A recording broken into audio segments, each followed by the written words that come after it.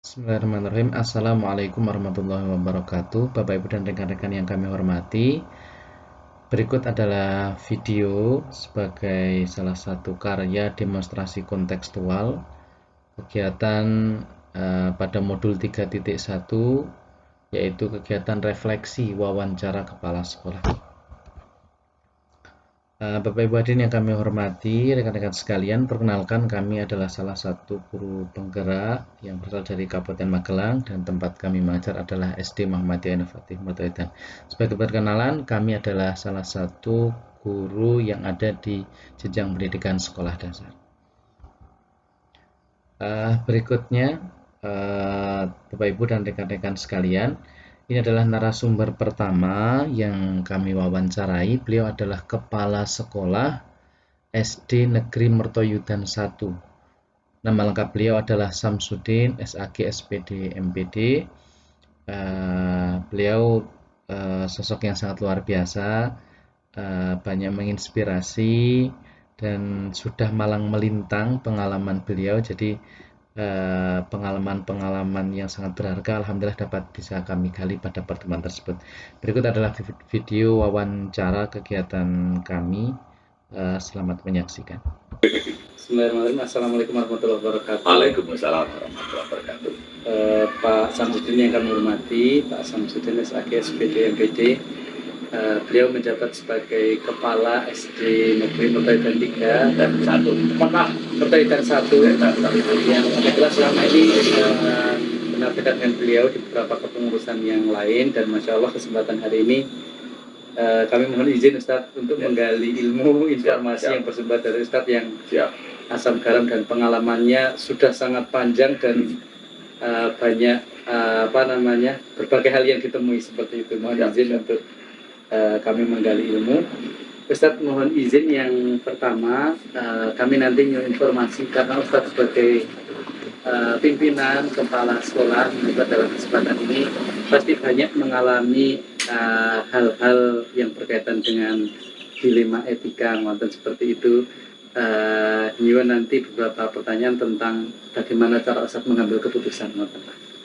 Yang pertama Ustadz nyuwun informasi gimana cara Ustadz mengidentifikasi itu sebuah persoalan itu masuk dilema etika atau rujukan moral ngoten Ustadz. Untuk mengidentifikasinya itu yang pertama kita melihat dari kebutuhan. Jadi kalau itu situ ada kepentingan individu, nah, itu berarti di situ ada rujukan itu di situ. Jadi karena ada kepentingan individu yang ingin memanfaatkan dalam sebuah organisasi, dalam sebuah lembaga lah, di situ kok individu ingin memanfaatkan untuk kepentingan individunya. Nah itu salah satu contoh bahwa bahwa di situ nanti akan muncul dilema etika, dilema etika ketika kepentingan individu sudah ditonjolkan. Nah, ketika kita menemui seperti itu, kita harus melihat nanti yang harus segera kita laksanakan adalah dengan kebajikan universal. Jadi kita harus melihat kalau itu walaupun untuk kepentingan individu, tetapi di situ kok bermanfaat untuk organisasi, untuk lembaga, tidak jadi mengapa. Gitu kan? Jadi kita harus melihat kebajikan universalnya yang muncul. Nilai kebajikannya itu ketika muncul itu tidak jadi mas. Tapi yang paling penting itu, jadi kita harus melihat. Ya memang kita sering ada masalah seperti itu ketika ada kepentingan individu, dah itu harus segera kita dilema kan kita mau iya atau tidak, itu kan sementara sama-sama baik gitu kan. Tapi kita tetap harus berpedoman pada kebajikan universal. Siap, terima kasih. Yang kedua Ustadz, berkaitan dengan dilema etika. Jadi memang kadang kita menemui sama-sama benar gitu, tapi mana yang kita ambilkan, kami kadang masih ragu-ragu mana yang paling betul gitu. Kalau Ustadz sendiri gimana cara mengambil keputusan ketika terjadi dilema etika itu? Ya, kalau terjadi dilema etika itu minimal ya dilema etika itu kalau benar musuh benar gitu kan. Iya, benar musuh benar. Kalau benar musuh salah kita bisa memutuskan. Iya, jelas. Tapi ketika benar musuh benar itu sebuah dilema etika yang sangat-sangat harus kita bisa menyelesaikannya. Kalau saya menyelesaikan seperti itu, yang pertama saya akan melihat dari segi agama dulu. Oh, rujukan teologisnya ya, rujukan teologisnya. Ada tidak di agama itu? Iya, iya. Jadi kalau di agama kok ada, nah nanti kita rujukannya jelas agama. Jadi mana dari dua permasalahan itu yang paling cocok mendekati dengan agama yang mana? Gitu kan? Jadi ketika kita sudah mendekati agama, tidak ada masalah. Karena apa? Kita sudah berpedoman kepada agama kita. Gitu kan? Ya minimal kalau tidak agama kita dengan agama yang ada di situ, ya kan? Jadi pedoman agama itu paling enak itu kan. Karena agama pun mengandung kebajikan mesti kebajikan universal kan mesti ada, gitu kan. Jadi kalau saya agama itu yang saya utamakan. Jadi ketika di situ harus memutuskan, nah itu saya harus melihat. Kalau secara agama Islam itu kan, saya akan melihat dari segi fikihnya dulu. Iya, jadi di fikih kaidah itu, fikihnya ada tidak itu kan. Ya, jadi kalau di situ kok ada ya nanti pemutusannya lewat agama. Jadi itu yang paling utama menurut saya. Siap. Kalau berkaitan dengan pengambilan keputusan Ustadz, prosedur atau langkah-langkah Ustadz dalam menentukan sebuah keputusan itu mungkin ada runtutannya seperti apa dulu? Tadi sempat disinggung pun secara teologis agama, kemudian ada apa? Ya kalau langkah-langkah kita di dalam memutuskan itu sebuah keputusan, itu yang pertama langkah yang harus kita lakukan itu adalah kita harus mengidentifikasi. Dan langkah yang pertama kan harus kita identifikasi dari masalah-masalah itu mana yang paling bisa bermanfaat, bermanfaatannya jadi mana yang paling bermanfaat gitu kan, yang kurang mudorotnya itu yang mana, sedikit mudorotnya kan? Jadi kita identifikasi dulu mana yang paling bermanfaat gitu kan. Nah kalau sudah muncul mana yang paling bermanfaat, kemudian kita prioritas, kita buat skala prioritas. Kita buat skala prioritas. Wah ini sudah ada kan. Itu ketika tidak muncul dilema etika ya kan. Jadi ketika tidak muncul dilema etika kan jelas kita sudah ada skala prioritas gitu kan. Nah kalau sudah ada skala prioritas baru nanti kita memutuskan berdasarkan agama tadi, dari skala prioritas tadi mana itu yang paling dekat dengan agama, dengan kebajikan mana gitu.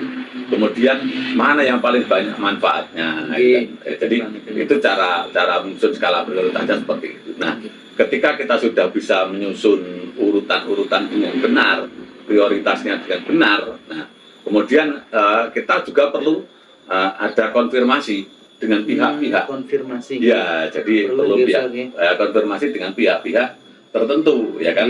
Jangan sampai ketika kita menetapkan ternyata ada pihak-pihak yang tidak setuju, berbeda pandangan gitu kan. Nah, jadi kita harus menyampaikan kepada pihak-pihak tersebut gitu kan. Utamanya yang bersangkutan dengan apa yang akan kita tetapkan. Oh, yang bersangkutan namanya. Ya, gitu. Jadi kita harus ikuti itu. Jadi harus kita konfirmasikan. Ini sudah kita skala prioritas, kemudian kita konfirmasikan gitu kan. Kalau tidak ada permasalahan di situ, jadi secara agama tidak ada, kebajikan tidak ada, kemudian tidak ada permasalahan, kemudian banyak manfaatnya, kemudian sudah konfirmasi, sudah bagus, gitu kan? Berarti kan tidak ada permasalahan. Nah, disitulah kita bisa menetapkan, bisa memutuskan. Nah, ini yang menarik Ustadz. Biasanya pimpinan itu karena pemegang pucuk biasanya langsung gitu. Tapi ini ada tipsnya yaitu yang terkait harus diberitahu meskipun itu bawahan. Ya, walaupun bawahan tetap gitu kan, tetap harus kita konfirmasi gitu kan. Jadi yang paling utama setelah konfirmasi ini yang paling utama. Kita harus bisa merefleksi. Oh, ada refleksi. Jadi walaupun sudah kita putuskan, kita harus selalu merefleksi. Nggak berhenti, Tidak berhenti. Harus kita refleksi. Kita harus selalu merefleksi. Yang kita putuskan itu bagaimana gitu kan. Walaupun sudah kita putuskan, kita refleksi. Oh ternyata keputusannya ini perlu pertimbangan lagi. Gitu kan. Perlu ada tambahan-tambahan.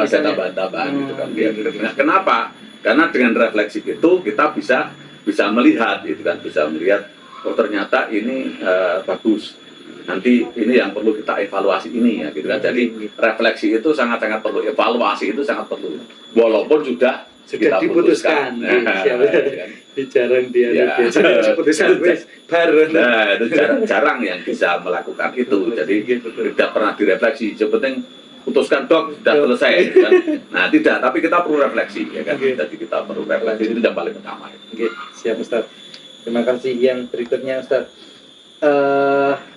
sesuatu hal yang menurut Ustaz sangat efektif ketika menghadapi dilema etika, tadi sebenarnya sudah disinggung berkaitannya dengan refleksi itu.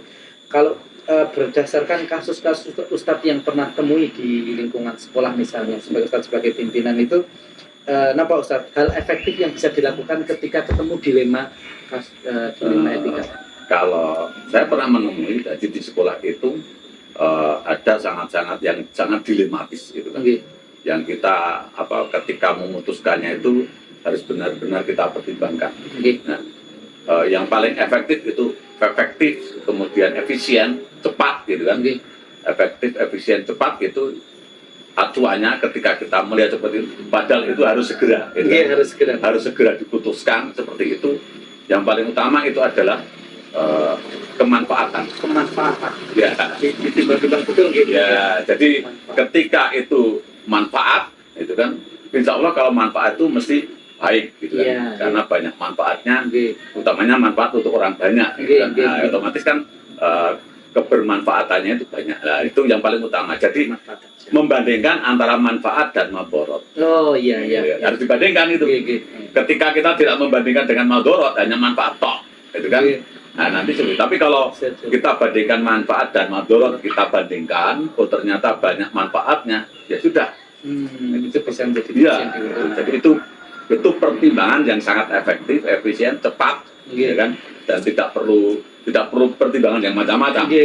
Kalau kita mau pertimbangan agama kan harus mencari rujukan itu, ya kan? Tapi kalau kita asasnya langsung manfaat, oh ya, ini banyak manfaatnya daripada madorotnya, sudah kita putuskan. Nah, itu kan, itu yang paling cepat.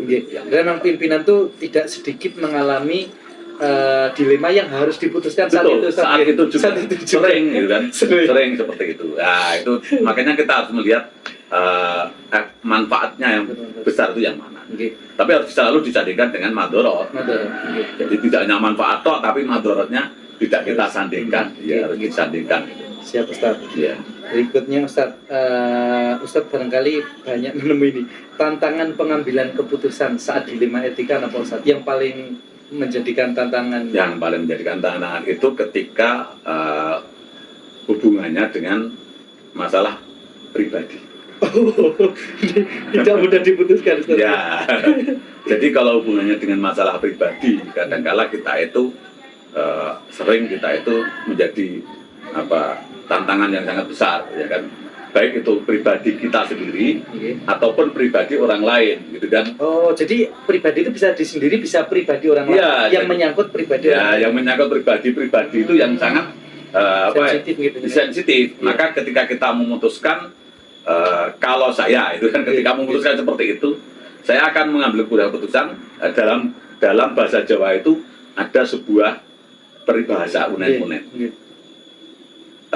Nek iso oleh iwake ning aja butek banyune. Oh iya, saya pernah dapat itu Ustaz dalam pembicaraan dengan Ustaz. Ya, jadi oleh iwake aja nganti butek banyune. Ya, maksudnya di situ. Kita bisa memutuskan sesuatu, bisa mengambil manfaat, gitu kan, bisa menyelesaikan keputusan, ya kan, bahkan langsung sekaligus kita eksekusi. Tetapi jangan sampai hal itu menjadikan keruh, gitu kan. Ada yang tersinggung. Pribadi itu. Lah, itu tantangan yang sangat besar. Jadi jangan sampai pribadi-pribadi itu ada yang tersinggung. Apalagi dengan sering sikap kita, gitu kan.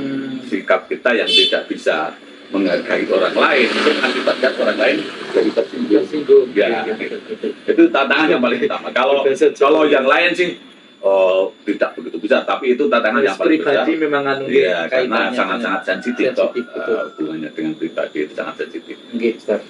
Kemudian Ustaz meniko berikutnya, Ustadz punya tata kala atau jadwal atau ritual ketika mau mengambil pengambilan keputusan ketika terjadi dilema etika, Ustadz?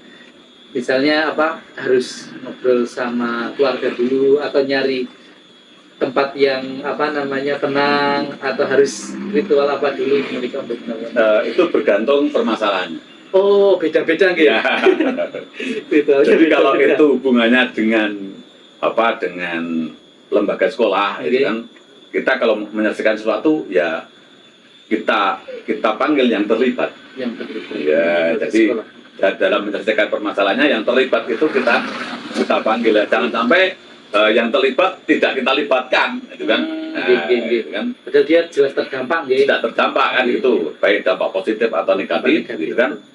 Itu jadi kita harus melihat bentuk permasalahannya apa. Jadi yang terlibat itu kita libatkan. Nah itu kalau di organisasi ya harus kita libatkan. Tapi kalau itu dilema etikanya dengan bukan organisasi, non organisasi, umpamanya keluarga lah, itu kan. Walaupun keluarga itu adalah organisasi kecil. Ya di situ kalau keluarga ya kita perlu pertimbangkan dengan anggota keluarga juga, ya kan, dengan anggota keluarga. Jadi ketika memutuskan sesuatu ya sudah kita dengan keluarga itu. Nah kalau itu pribadi, nah ketika itu hubungannya dengan saya, ketika saya itu ada dilema etika yang harus saya pecahkan, itu kan, memang saya tidak suka merenung, tidak. Jadi tidak suka. Saya bukan tipenya orang merenung, juga. Jadi bukan tipe perenung, bukan. Jadi saya mesti akan yang pertama segera, kalau bisa diputuskan, gitu kan. Segera diputuskan. Tidak menunda keputusan. Tidak menunda. Jadi ketika sesuatu itu jangan sampai menunda. Pekerjaan pun akan saya berusaha untuk jangan sampai menunda pekerjaan, gitu kan. Nah, bagaimana caranya? Kalau secara pribadi itu, maka saya akan semuanya kembalikan pada agama dulu. Pokoknya itu dasar, ya, dasar. Jadi sebagai agama itu tidak ada masalah, gitu kan. Oke, tidak ada masalah. Lah baru kita hubungkan dengan kebajikan universal, tidak ada masalah. Kemudian kita hubungkan dengan kemanfaatan dan kemudaratan, tidak ada masalah, sudah kita putuskan. Iya, jadi kalau saya sih tidak ada ritual khusus gitu. Tidak ada ritual khusus, ya. Kecuali kalau itu memang sesuatu yang sangat dilematis dan tidak bisa, besar banget. Ya, tidak bisa keluar, jadi harus milih salah satu, gitu kan. Sangat penting semuanya. Sangat penting semuanya, itu maka ya itu saya berusaha untuk yang jelas saya baru di situ ketika itu akan sholat istikharah, itu jelas, itu kan, karena menemui dua permasalahan yang sama-sama pentingnya. Dan sifatnya skalanya besar. Ya, skalanya besar, sama-sama pentingnya untuk masa depan, gitu kan. Harus milih salah satu. Betul itu. Harus milih salah satu. Karena saya pernah melakukan itu. Tapi waktu itu saya ya, jadi walaupun saya tidak sampai ke sholat istikharah. Waktu itu saya saya diterima sebagai CPNS di dua lembaga negara. Satu Kementerian Agama, yang satu di Dinas Pendidikan. Dua-duanya jadi Ustadz tuh pernah menjadi calon ASN di Kemenag. ASN Kemenag itu saya sebagai penyuluh agama, kemudian di Dinas Pendidikan saya sebagai guru. Nah, kedua-duanya saya diterima. ASN semua. Itu tes tertulisnya diterima semua. Lolos semua. Tahun berapa itu? Itu tahun 2003. Ya Allah. Itu. Nah, itu dilematis sekali. Dilematis sekali. Saya harus pilih yang mana, itu kan. Itu dilematis sekali karena dua-duanya diterima. Betul. Yang Kementerian Agama saya sebagai penyuluh agama. Gitu kan. Kalau saya masuk ke situ, maka golongan saya akan 3A. Karena saya pakai S1. S1 SAG saya. Ya. Dan sementara di Dinas Pendidikan saya golongannya 2A karena saya menggunakan ijazah SPG, SMA. Saat itu. Ya, saya dilema sekali waktu itu. Saya harus yang mana? Kebetulan jadwal ujian tes wawancaranya sama. Berarti harus ya, harus betul itu. Saya pernah menemui itu. Yang Kemenag itu tes wawancaranya tanggal 17 November tahun 2003. Itu pas tanggal ulang tahun saya waktu itu. Ulang tahun itu pas hadiahnya itu. Itu Nah, hanya tempatnya itu jamnya sama, jam 9. Oh. Ya, tapi tempatnya di Hotel Sartika Semarang. Hotel Sartika Semarang. Ya. Nah, kemudian yang Dinas Pendidikan itu juga tanggal 17 November 2003 jam 9. Okay. Tempatnya di Gor Gemilang, Kabupaten Magelang, Pemda. Oh, Pemda. Ya, wah, itu dilema sekali waktu itu. Saya harus milih yang mana? Sama-sama masa depan saya. Oke, itu harus dipilih pun nggak bisa kembali. Nggak bisa kembali kan? Nah, jalan seterusnya. Nah, saya sempat merenung itu waktu itu, saya harus bagaimana itu kan. Tapi baru merenungnya saya itu sudah kan. Tapi saya sholat istikharah. Sholat istikharah waktu itu saya harus milih yang mana. Kan? Akhirnya saya dalam istikharah saya itu saya harus merujuk kepada agama. Tetap merujuk pada agama. Oke, ya. Jadi hati saya mengatakan merujuklah pada agama. Betul. Di agama itu nanti ditunggu mana undangan yang paling datang pertama kali. Oh, yang ngasih undangan ya, pertama berarti harus betul. Ya. Itu patokannya itu. Ya, betul. Saya mana nanti undangan untuk wawancara mana yang paling datang lebih dulu. Ternyata. Nah, itu hari itu sama-sama harinya, hanya beda jamnya. Beda jam. Ya, yang pertama datang itu dari Dinas Pendidikan. Ya, itu datang. Kalau kemenakan dekat sini. Tapi undangannya malah dulu yang Dinas Pendidikan. Jadi Dinas Pendidikan itu datang ke tempat saya jam 8 pagi. Bukan jam 8 pagi. Jam 4 sore. Karena dibawa oleh Pak Bayan. Dengan Pak Bayan. Ya, dengan Pak Bayan sampai pada saya. Jadi tidak via kartu pos tapi lewat Pak Bayan. Langsung sampai jam 4 sore. Itu kan masih lewat kelurahan dan sebagainya. Sampai pada saya jam sekitar jam 15-an lah, jam 15 waktu itu. Nah, sementara yang kemana belum sampai. Nah, karena yang datang waktu itu dari Dinas Pendidikan ya sudah, itu menjadi keputusan saya. Yang dari Kemenak sudah, meskipun secara jabatan tingginya ya, itu ya, pun 3A. Ya 3A, betul. Kalau secara jabatan tinggi 3A. Tapi akhirnya saya kemudian pilih yang mana? Itu secara pribadi itu. Jadi saya pernah mengalami dilema yang sangat dilema.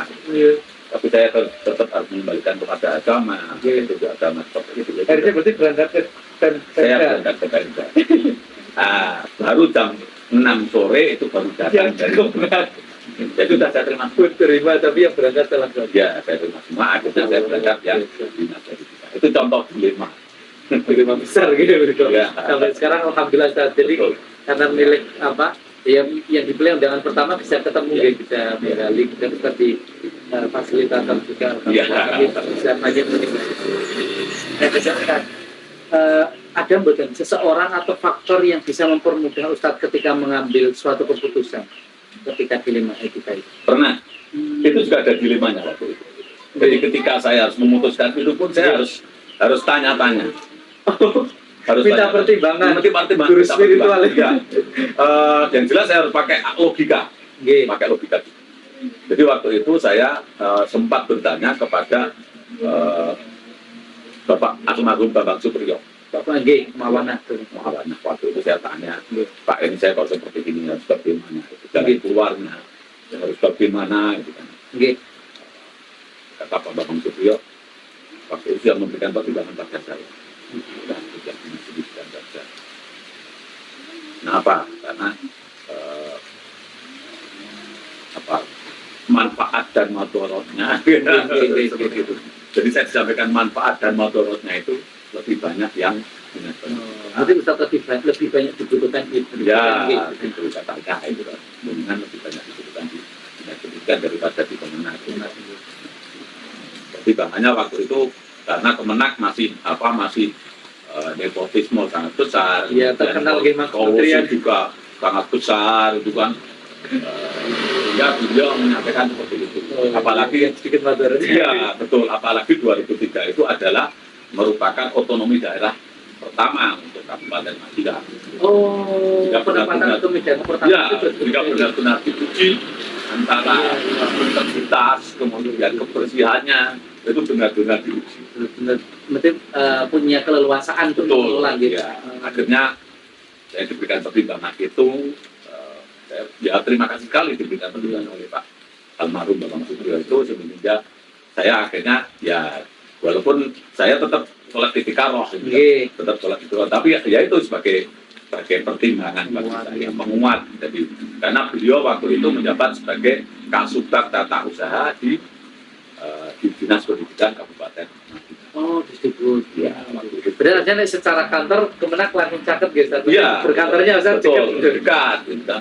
Memang pertimbangan tadi sudah punya prinsip-prinsip gitu ya. Kalau kita melihat golongan ya mending ya Kemenak. Kita pun S1 wis jelas 3A. Tapi alhamdulillah sekarang ada Ustaz gitu. Ya, memang takdir Allah itu. Terakhir Ustaz, pertanyaan pamungkas penutupnya. Pembelajaran apa yang dipetik Ustaz dari berbagai dinamika pengambilan keputusan saat dilema ketika itu? Yang bisa saya ambil hikmahnya itu ketika kita itu memutuskan sesuatu, itu kalau kita berdasarkan agama itu paling mudah dan paling tidak salah. Yang kedua akan menenteramkan hati kita, menenangkan hati kita. Iya. Ini yang biasanya mungkin beberapa orang saat mengalami setelah mengambil keputusan masih kepikiran. Itu mungkin ya karena Quran ternyata berdasarkan agama lebih plong atau ya, jadi kita lebih plong, lebih tenang, lebih puas, semuanya itu kan. Jadi kalau semuanya itu atas dasar agama, itu makanya ketika saya Istiqoroh itu petunjuknya kembali kepada agama, ya sudah. Saya ya mengikuti alur saja. Ketika menjadi guru, saya mengikuti alur seperti ini. Ya, sudah. Ternyata manfaatnya banyak sekali saya jadi guru. Ya. Mungkin kalau di Kemenak saya tidak tahu. Ya. Sekarang ada di mana apa? Tidak tahu. Saya ada di mana saya tidak tahu kalau di Kemenak. Sudahlah mungkin yang terbaik. Mungkin gitu. Jelas saya tenang, tidak ada ngoyo, tentram, sangat Ustaz, berbagai pengalaman yang sangat berharga kami didapatkan tidak hanya sekedar tahun 2 tahun sepanjang umurnya Ustaz gitu. Berarti kami dapat ilmu yang sangat berharga dan kesempatan ini menjadi kesempatan yang luar biasa juga bagi kami bersama dengan Ustaz. Di sela kesibukan Ustaz, maaf mengganggu kesibukan Ustaz dalam beberapa event sekarang harus sedang berkegiatan. Kami ucapkan sekali lagi terima kasih kepada Ustaz secara pribadi dan lembaga ISTI Event 1. Semoga Ustaz lancar-lancar, berkah barokah, memberikan kemanfaatan untuk pendidikan dan agama. Mohon maaf ini di rumah ya, tidak sekolah karena saya memang ada tugas Zoom yang hari ini harus dilaksanakan dan saya harus di rumah. Oh, anjing. Kenapa? Karena sinyal di sekolah tidak mendukung karena saya sudah pengalaman 2 kali pulang tidak mampu ketika terpental itu apalagi waktu itu saya sebagai narasumber sebagai narasumber dan mungkin itu kan maka saya lebih baik saya pulang harus aktif mendapatkan sinyal yang kuat gitu kan. Walaupun waktu itu di sekolah saya sudah dekat sekali dengan sumber internetnya dengan modem saja ya itu sudah tetap terlempar itu padahal kurang 5 menit waktu itu kurang 5 menit mau mulai. Akhirnya saya pulang, kemudian ya sudah saya sampai di rumah dalam waktu 3 menit itu saya ngebut sekali. Saya ngebut karena pakai sepeda motor itu saya bisa dapat di rumah langsung bisa online. Kebetulan laptopnya tidak saya matikan sehingga saya langsung bisa tampil. Maka saya tadi begitu ada Zoom saya langsung pulang. Persiapan Zoom harus semoga mohon maaf ada di rumah tidak sekolahan. Ya Bang Ustaz, terima kasih sekali dan demikian rangkaian wawancara dengan salah satu tokoh yang luar biasa bagi kami dalam panutan dalam mengambil keputusan seperti itu. Terima kasih Ustaz, sejak semua Baiklah Bapak Ibu dan rekan-rekan sekalian, tadi adalah cuplikan video wawancara yang kami lakukan kepada salah satu kepala sekolah yang ada di Kecamatan Mertoyudan. Yang berikutnya adalah wawancara kedua, yaitu wawancara dengan Bapak Samsul Huda SPDI. Beliau adalah Kepala SD Muhammadiyah Inovatif Mertoyudan, tempat kami mengajar. Moda wawancara yang kedua ini karena memang beberapa kesibukan beliau yang sangat padat, Masya Allah luar biasa, kami melakukan wawancara melalui salah satu aplikasi pesan seperti itu, sehingga tidak dapat bertemu melalui tatap muka secara langsung atau melalui video. Tapi melihat dari penuturan beliau melalui media pesan itu sangat banyak hal yang bisa kami tangkap, dan beberapa hal menjadi salah satu yang menarik sekali untuk nanti kita bahas. Baik, beberapa hasil wawancara dengan beliau kami tuliskan dalam bentuk narasi. Mungkin sedikit akan kami sampaikan beberapa butir pertanyaan. Yang pertama, kami menanyakan seputar bagaimana cara identifikasi kasus dilema etika atau bujukan moral. Jawab beliau adalah umumnya kasus yang berkaitan dengan dilema etika dan bujukan moral itu tidak mudah untuk diputuskan, membutuhkan kesadaran, kewaspadaan, dan pertimbangan segala risiko. Langkah yang biasa dilakukan adalah melakukan penelaah yang mendalam dan disertai pengambilan data yang valid guna menjadi acuan langkah.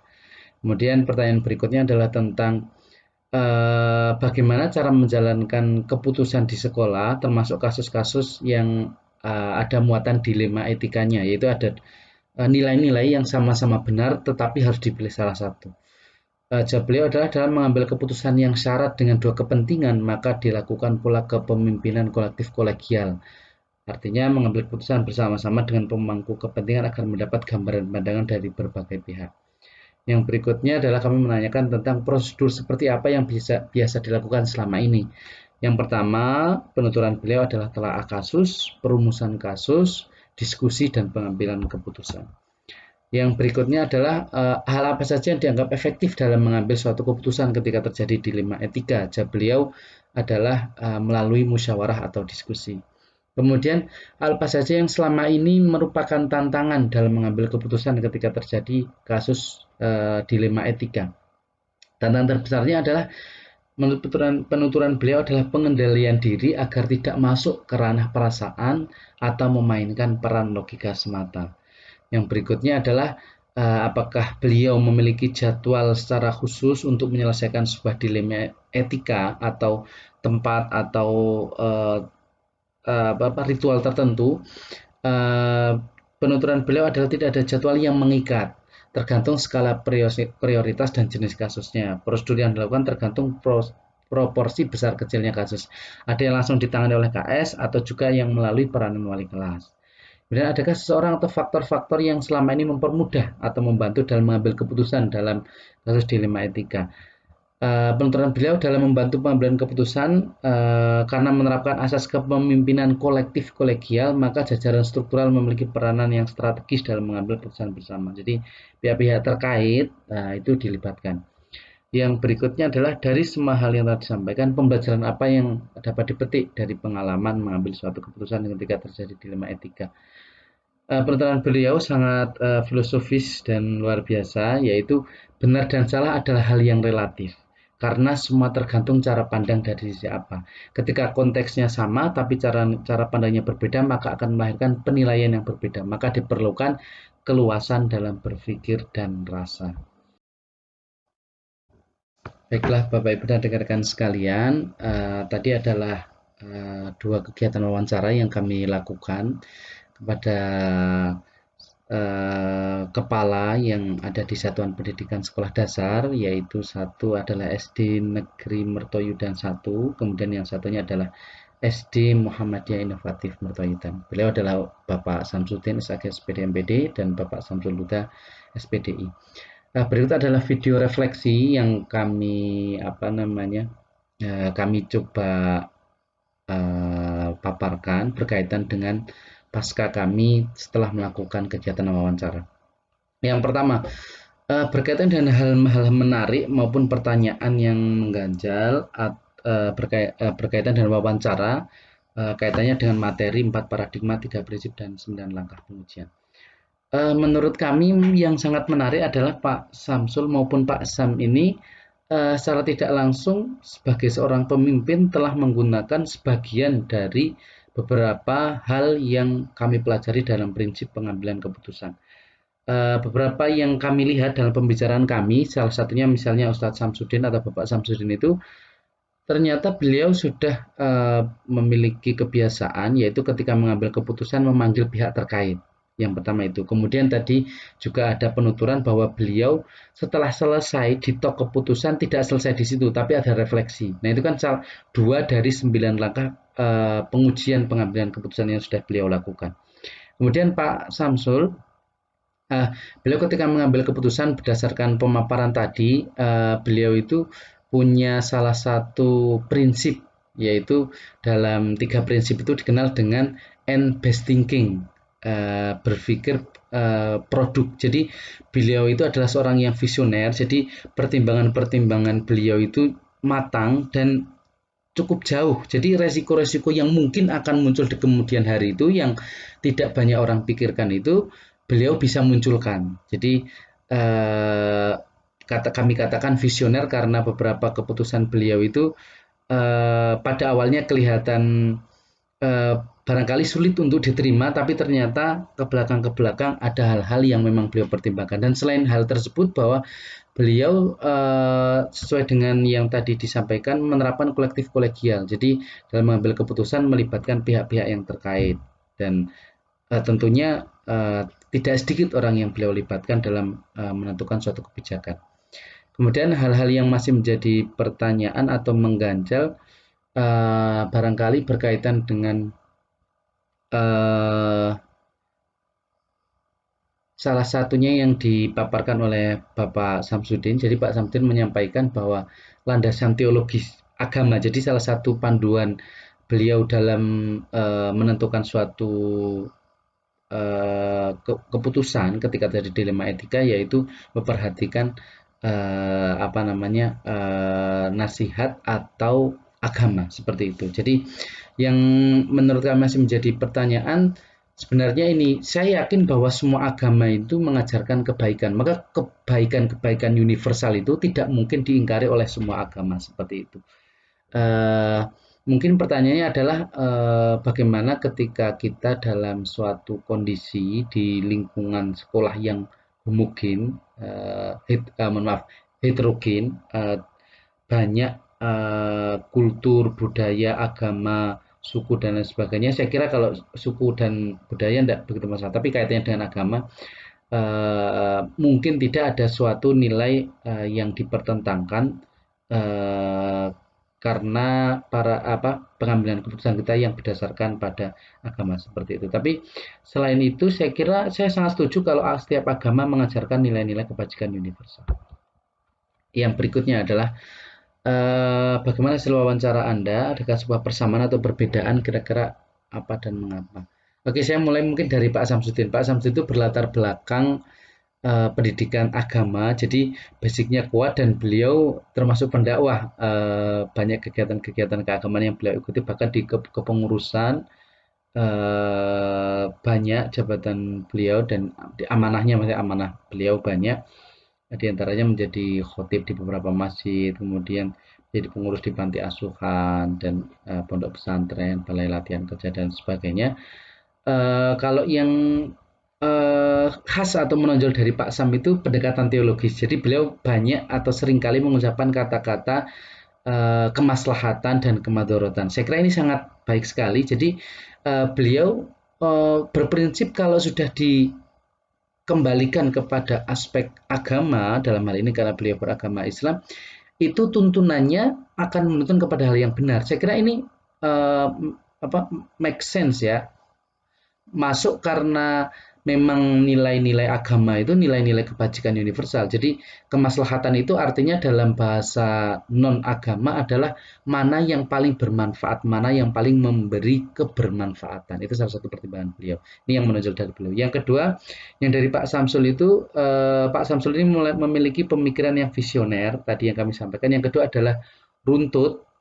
Jadi dalam mengambil keputusan bahkan beliau mengatakan mulai dari analisis kasus, kemudian mengumpulkan data-data dan fakta terkait. Jadi seringkali mungkin di antara kita, saya mungkin mengalami ketika mengambil keputusan ya apa yang terjadi saat itu, tapi beliau enggak. Beliau mengumpulkan beberapa fakta-fakta dan data-data pendukung lain yang mungkin berkaitan dengan hal tersebut, sehingga itu menjadi pertimbangan beliau. Maka kebijakan-kebijakan yang beliau ambil cukup luas dan seperti tadi prinsip beliau adalah end based thinking, jadi berpikir akhir atau berpikir jangka panjang seperti itu. Kemudian yang berikutnya adalah yang membedakan saya kira kami sebutkan Pak Samsudin itu lebih kepada teologis basis agama, kalau Pak Samsul itu lebih kepada pemikiran jangka panjang, visioner seperti itu. Yang berikutnya adalah apa rencana ke depan pimpinan dalam menjalani pemerintahan yang mengandung unsur dilema etika. Kemudian bagaimana mereka bisa mengukur efektivitas. Oke, mungkin kalau diawali dari Pak Samsudin itu sebisa mungkin melihatkan pihak terkait yang terdampak. Jadi pihak-pihak terkait yang mungkin akan mengalami imbas atau dampak dari pengambilan keputusan yang diambil akan dia libatkan. Yang kedua adalah kalau dilema etika itu menyangkut pribadi seseorang, maka beliau harus berhati-hati dan sebisa mungkin bertemu secara langsung dengan yang bersangkutan, karena berkaitan dengan pribadi, kata beliau ini adalah hal yang sensitif. Kalau dari Pak Samsul ketika ada dilema etika, tipsnya Pak Samsul menarik sekali karena beliau sebisa mungkin tidak melibatkan unsur perasaan. Nah, ini tidak mudah memang, jadi ketika ada dilema sesama benar, kadang perasaan bawaan kita muncul, tapi beliau enggak. Tetap harus melihat secara objektif. Kemudian selain itu, beliau juga tidak mengatakan logika semata. Jadi tidak perasaan penuh, tapi tidak logika penuh. Jadi harus diimbangkan dalam sisi mercy atau sudut paradigma care based thinking, berpikir berbasis belas kasihan juga dilibatkan, tapi juga tetap melihat fakta-fakta dan data-data yang ada secara objektif. Itu. Kemudian yang terakhir, bagaimana Anda sendiri akan menerapkan pengambilan keputusan dilema etika pada lingkungan Anda? Mungkin kita tidak sedikit mengalami hal-hal seperti ini, dilema etika, ketika kita hidup baik di rumah maupun di sekolah. Tapi ketika di sekolah, saya punya pegangan semenjak belajar melalui modul 3.1 itu. Yang pertama adalah perhatikan hak murid. Jadi salah satu di antara hal mendasar, unsur yang harus kita kembalikan adalah keberpihakan kepada murid. Ini harus kita perhatikan betul. Yang kedua adalah keputusan harus bertanggung jawab. Yang ketiga adalah memperhatikan nilai-nilai kebajikan universal. Jadi sebelum kita memutuskan, digali dulu apakah ada nilai-nilai universal di sana, bertentangan atau tidak yang terjadi, seperti itu. Kemudian yang berikutnya adalah kami juga sangat tertarik dengan salah satu dari 9 langkah pengambilan keputusan atau pengujian, yaitu opsi trilema. Jadi kalau bisa mendapatkan opsi trilema itu sangat luar biasa karena kita bisa win-win solution. Jadi kalau ada dua benar versus benar, tetap kita bisa memanfaatkan keduanya. Artinya keduanya sama-sama bisa berjalan dan oke, seperti itu. Itu trilema. Jadi kadang memang trilema itu solusi yang tidak disangka dan dikira seperti itu. Ini membutuhkan kejelian tentunya dan kajian yang mendalam serta jam terbang yang tinggi, seperti itu. Kapan Anda akan melaksanakannya? Saya kira setiap saat kita sudah mulai membuat keputusan-keputusan. Bahkan sebagai wali kelas tidak sedikit kita harus mengambil keputusan. Kadangkala penugasan, kemudian pemberian proyek di rumah bersama orang tua, kadang mengalami dilema-dilema etika seperti itu. Tapi sekali lagi dengan adanya modul 3.1 itu menjadi hasanah keilmuan tambah pertimbangan. Jadi yang ada hal-hal lain yang bisa kami lebih pertimbangkan untuk membuat suatu keputusan. Itu yang dapat kami sampaikan berkaitan dengan demonstrasi kontekstual. Terima kasih sekali, matur nuwun sangat, hatur nuhun pisan.